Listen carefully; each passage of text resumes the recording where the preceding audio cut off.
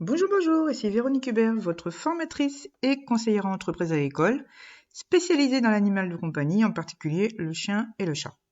Dans le cadre du guide gratuit que nous avons destiné aux éleveurs débutants et aux futurs éleveurs de chiens et de chats, nous allons parler aujourd'hui, dans ce chapitre qui concerne la prévention sur le plan vétérinaire, des compléments, des traitements qu'il faut donner, pas donner, etc. sur une chienne ou une chatte que vous allez faire saillir ou qui sera gestante un peu plus tard. En tout cas, je le souhaite pour vous. Alors, comme tout éleveur débutant, vous essayez de bien faire les choses, vous essayez de tout prévoir, vous vous dites que vous allez donner le maximum de nourriture bien équilibrée, de compléments, etc. pour que votre chienne ou votre chat ne manque de rien. Hein. Et pour cela, eh bien, vous allez contacter le vétérinaire ou alors vous allez contacter les éleveurs, vous allez regarder sur les groupes Facebook un petit peu ce qui se dit par rapport à ça. Alors, je voudrais vous mettre en garde. La nature est bien faite. Et surtout, si vous avez une chienne ou une chatte qui est équilibrée sur le plan nutritionnel, c'est-à-dire qu'elle ne manque de rien dans sa vie courante. Il n'y a aucune raison de rajouter quoi que ce soit dans sa nourriture, que ce soit en injection, que ce soit, on en parlera un peu plus tard. Pendant la saillie, pendant la gestation, au moment de la mise bas, après, au moment de la lactation, jusqu'à ce que les petits soient partis. D'accord ? Il n'y a aucune raison. Tout simplement parce que dites-vous bien que dans la nature, si une femelle, quelle qu'elle soit, si elle est bien constituée, à partir du moment où elle n'a pas de déficience, ou elle n'a pas de carence quelconque, ou à partir du moment où elle n'est pas chassée, battue, enfin tout ce qu'on veut, hein, tout ce qui peut se passer dans la nature en général, eh bien, elle met au monde ses petits, je dis pas sans aucune difficulté, mais en tout cas, ça se passe dans la majorité bien. C'est surtout après qu'il peut y avoir des problèmes. Donc, vous, votre chienne ou votre chatte, vous avez en général fait en sorte qu'elle soit bien nourrie, qu'elle soit vaccinée en temps et en heure, qu'elle soit vermifugée en temps et en heure. Donc, pourquoi lui rajouter des choses qui peuvent lui faire du mal sur le plan ovarien? N'oubliez pas que toute substance que vous lui rajoutez et qui n'est pas naturelle peut avoir un effet dévastateur sur son cycle ovarien, que ce soit en début, en milieu, en fin ou après. Ça, il faut bien le garder à l'esprit. Je vous dirais que sincèrement, moi, à mon niveau, je dis pas que j'ai raison, d'accord? Je dis simplement que moi, à mon niveau, et on est beaucoup d'éleveurs comme ça, que ce soit en chien ou en chat, on ne donne plus rien du tout à la chienne ou à la chatte à partir du moment où elle a été saillie. Et jusqu'à ce qu'elle mette bas, voire même un petit peu après. D'accord? Donc, si vous avez par exemple peur par rapport aux vaccins, par rapport aux vermifuges, mais surtout les vaccins, si vous savez que vous allez faire saillir votre chienne ou votre chatte dans les mois qui viennent, regardez son protocole de vaccination pour savoir où est-ce qu'elle en est. Si vous voyez que son rappel de vaccin doit se faire au moment soit de la saillie, soit en plein milieu de la gestation, eh bien, soit vous le faites en avance, soit vous le faites après. N'oubliez pas que les vaccins, en France, ne sont pas obligatoires et sont faits surtout à titre de prévention. Les vaccins sont préventifs. On a, hormis des maladies comme la parvo, etc., au niveau du chien en tout cas, ou le typhus au niveau du chat, qui sont des maladies extrêmement graves, il est quand même rare d'avoir une chienne ou une chatte qui est atteinte de cette maladie et qui va mettre bas. D'accord? Bon, ou en tout cas qui va être saillie. Bon. Donc, si vous devez faire des rappels de vaccins, faites-les avant. Si vous avez par exemple 15 jours de décalage, eh bien, vous faites votre rappel de vaccin 15 jours avant la saillie. C'est pas grave. Ensuite, si vous ne voulez pas, parce que c'est vrai qu'on n'est pas devin et qu'on ne va pas savoir, évidemment, si la chienne ou la chatte va être en chaleur dans les 15 jours, dans le mois qui vient. Bon, eh bien, tant pis. Si votre chienne ou votre chatte, de toute façon, ne sort pas de chez vous pendant ce temps-là, il y a de grandes chances pour qu'elle ne soit pas en danger ou qu'elle ne récupère pas un microbe, enfin une maladie quelconque de l'extérieur. Donc, attendez tranquillement qu'elle mette bas. Attendez à la limite au besoin que les chiots et les chatons soient en âge d'être vaccinés et faites-le en même temps. Au niveau du vermifuge, c'est la même chose. Alors même si au niveau du protocole, on conseille de vermifuger souvent au début de la gestation et puis un petit peu avant la mise bas.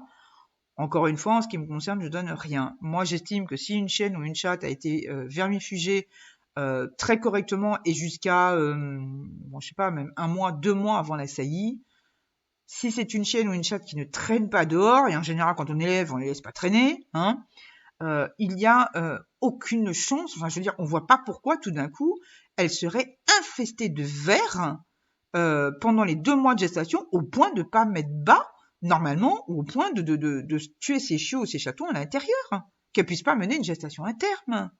Donc, faites en sorte de vermifuger votre chienne ou votre chatte avant la saillie, ou au pire, vraiment, au tout moment de la saillie, vraiment, ou au tout début des chaleurs, hein, c'est encore le mieux, au tout début des chaleurs, vous vermifugez votre chienne ou votre chatte, voilà, et ensuite, laissez-la tranquille. Il y a aucune raison pour qu'elle soit infestée. Après, ce n'est que moi, d'accord? Mais c'est vrai que, comme je le disais tout à l'heure, moins vous donnez de corps étrangers pendant la gestation de votre chienne ou votre chatte, moins vous prenez de risques qu'elle ait une réaction interne que vous ne verrez pas passer forcément. Hein. Ça, vous le découvrirez par exemple quand votre chienne ou votre chatte, eh bien, elle fera soit un avortement spontané, soit qu'elle restera vide et que vous demanderez pourquoi, parce que vous aurez fait un suivi tout à fait normal, même strict, et que le sperme du mâle sera nickel, en tout cas au niveau du chien, que le chat aura fait des bébés avant, après, et vous demanderez comment ça se fait que la vôtre elle est passée à l'as. Hein, voilà. Donc, en tout état de cause, évitez ce genre de choses. Bon.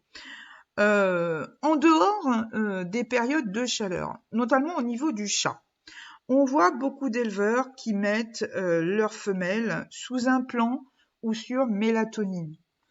Attention, là aussi, demandez conseil au vétérinaire. Ne faites pas quelque chose juste sur des conseils que vous allez trouver sur Facebook.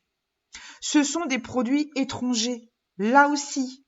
Donc, demandez au vétérinaire si ça peut être bon pour votre femelle à vous. Qu'est-ce qui vous dit qu'elle n'aura pas une contre-indication? Qu'est-ce qui vous dit qu'elle n'aura pas une allergie à quoi que ce soit? Au besoin, faites un bilan sanguin avant de lui donner quoi que ce soit. Et s'il n'y a pas de contre-indication vétérinaire, eh bien là, vous pourrez éventuellement lui donner avec le dosage qui vous aura prescrit. Mais ne faites pas ça à la volée sous prétexte que c'est de l'homéopathie, que tout le monde le fait, etc. Ce sont quand même des corps étrangers. Et surtout, n'oubliez pas que, alors moins la mélatonine parce qu'on est plus sur un calmant, mais au niveau de l'implant, c'est quand même un produit qui agit sur le cycle reproducteur du mâle ou de la femelle d'ailleurs. Hein. Donc, si ça agit à ce niveau-là pour enlever des chaleurs, pour calmer un mâle, pour éviter qu'il reproduise, etc., bah, dites-vous bien que ça peut avoir des effets à plus ou moins court, moyen ou long terme. Vous n'en savez rien. D'accord?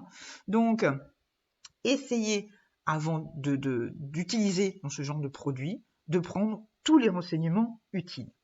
J'en vois aussi, par exemple, qui utilisent le vaccin contre l'herpès, notamment au niveau du chien, à titre préventif. On n'utilise pas ce produit juste au cas où.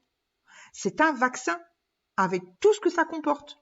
Donc, le vaccin de l'herpès, on ne l'utilise en théorie que quand on a eu une grosse suspicion d'herpès chez soi, c'est-à-dire par exemple des chiots ou des chatons, mais plutôt les chiots, qui sont morts de façon inexplicable à 2 ou 3 jours après la mise bas, des femelles qui ont avorté de façon inexplicable, et que si effectivement vous avez eu des morts-nés et que vous avez fait une autopsie et que ça a donné l'herpès, là vous pourrez toujours faire un vaccin préventif à la chienne, donc à sa prochaine portée, sachant que n'oubliez pas, le vaccin de l'herpès est là pour protéger les chiots, pas la mère. Ok? Bon. Donc, faites attention à ce que vous donnez. Ne donnez pas des choses juste à titre préventif si ne vous est rien arrivé. Ça ne sert strictement à rien. D'accord? Bon.